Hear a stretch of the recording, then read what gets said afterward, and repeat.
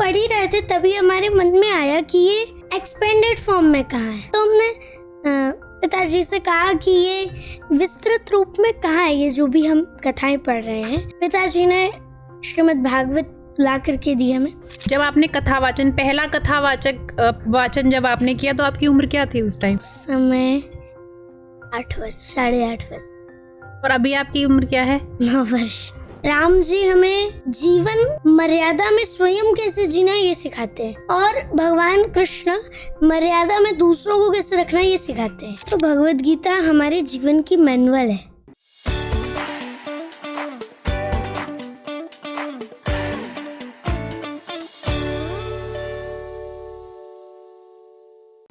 कैसे आप कथा वाचन करने लगे? हम जब छोटे थे तब हम ना कॉमिक्स बुक्स आती हैं ठाकुर जी की लीलाओं की, उनका अध्ययन किया करते थे, उन्हें पढ़ा करते थे। एक दिन की बात है, हम पढ़ ही रहे थे तभी हमारे मन में आया कि ये एक्सपेंडेड फॉर्म में कहाँ है, विस्तृत रूप में कहाँ है। तो हमने पिताजी से कहा कि ये विस्तृत रूप में कहाँ है, ये जो भी हम कथाएं पढ़ रहे हैं ये विस्तृत रूप में कहाँ है। पिताजी ने श्रीमद् भागवत ला करके दी हमें। हमने उस ग्रंथ का स्वयं ही पढ़ा। पहले तो उस ग्रंथ को पहले स्वयं ही पढ़ा, उसके बाद से फिर हमारी मुलाकात पूज्य गुरुदेव प्रयाग गौरव श्री शिवम शुक्ल जी महाराज से हुई। शायद वो आपके पॉडकास्ट में आए भी थे। बिल्कुल। उनके साथ ही और उनसे हमने कथा का अध्ययन किया और हमें संस्कृत का अध्ययन कराया आचार्य श्री संदीप शुक्ल जी। आपने हमें संस्कृत का अध्ययन कराया और इस तरह हमारी ये जर्नी शुरू हुई। ओके। तो आपकी मतलब जब आपने पहला कथा वाचन जब आपने किया तो आपकी उम्र क्या थी उस टाइम? समय 8 वर्ष, 8.5 वर्ष। और अभी आपकी उम्र क्या है? 9 वर्ष। आपको 1 साल हुआ है अभी स्टार्ट किए हुए, है ना? ओके। वो अभी नहीं, अभी जनवरी से ही स्टार्ट किया। फिर भी आपकी मतलब अच्छी जो रीच है ना आपके सोशल मीडिया पेज की, बहुत अच्छी है। अरे वाह। अगर हम श्रीमद् भागवत पुराण की बात करें, क्या समझ सकते हैं? अगर हम बेसिक कोई मोटिव है उसका तो क्या है? श्रीमद् भागवत पुराण आपको भक्ति से जोड़ती है।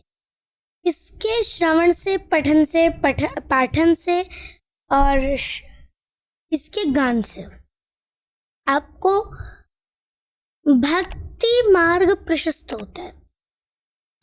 त्याग वृद्धि होती है, त्याग वृद्धि होती है और भक्ति का मार्ग प्रारंभ होता है। अगर भागवत गीता की बात करें तो उसमें कृष्ण जी का जिक्र ज्यादा है और रामायण की बात करें तो राम जी का जिक्र ज्यादा है। तो दोनों ही कृष्ण जी और राम जी में आपके अकॉर्डिंग क्या समानता थी और क्या अंतर था? हमारे अनुसार तो राम कृष्ण दो एक, अंतर नहीं निमेश। एक नियत गंभीर है, दूसरे चपल विशेष। अर्थात ये कि इनकी समानताएं और अंतर की बात करें, समानताओं की बात करें तो दोनों ही देवता हैं, भगवान हैं। दोनों ही देवता हैं, दोनों ही भगवान हैं। और यदि इनके अंतर की बात करें तो अंतर में एक के नयन गंभीर हैं, एक चपल हैं।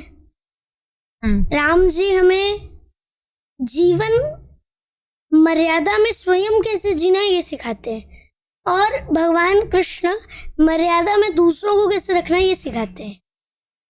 दोनों में ये जो 2 बातें बोली हैं आपने, उसमें आप कैसे डिफरेंशिएट करेंगे? एक टीचर होता है ना, टीचर मान लीजिए, या फिर हमारे पेरेंट्स पहले क्या करते हैं? सबसे पहले तो वो खुद शिष्टाचार में, मर्यादा में रहते हैं। बिल्कुल। उसके बाद तो वो अपने बच्चे को मर्यादा, शिष्टाचार इत्यादि सिखाते हैं। जब वो खुद ही मर्यादा में नहीं रहेंगे तो वो अपने बच्चे को शिष्टाचार क्या सिखाएंगे? सही बात कही आप। उसी प्रकार ये भगवान श्री राम और भगवान श्री कृष्ण में आप अंतर देख सकते हैं। ओके, सो गीता हमें क्या उपदेश देती है? भगवत गीता की यदि बात करें तो भगवत गीता हमारे जीवन की मैनुअल है। मैनुअल ऐसे क्योंकि हम जब भी कोई इलेक्ट्रॉनिक सामान खरीदते हैं, जब हम उसे परचेस करते हैं तो वहां पे हमें एक यूजिंग मैनुअल आती है, यूजर मैनुअल। बिल्कुल। उस मैनुअल में लिखा रहता है कि आपको इस वस्तु को कैसे यूज करना है। बिल्कुल। वैसे ही ये हमारा जीवन है। मान लीजिए, सपोज करिए हमारा जीवन है इलेक्ट्रॉनिक थिंग। बिल्कुल। और भगवत गीता मैनुअल है। भगवत गीता में लिखा है कि आपको जीवन को, लाइफ को कैसे जीना है। लाइफ को जीने का एक कला है, एक लाइफ को जीने की एक कला है, एक उसका शिष्टाचार है। वो क्या है, कैसे लाइफ को जीना, ये भगवत गीता हमें सिखाती है।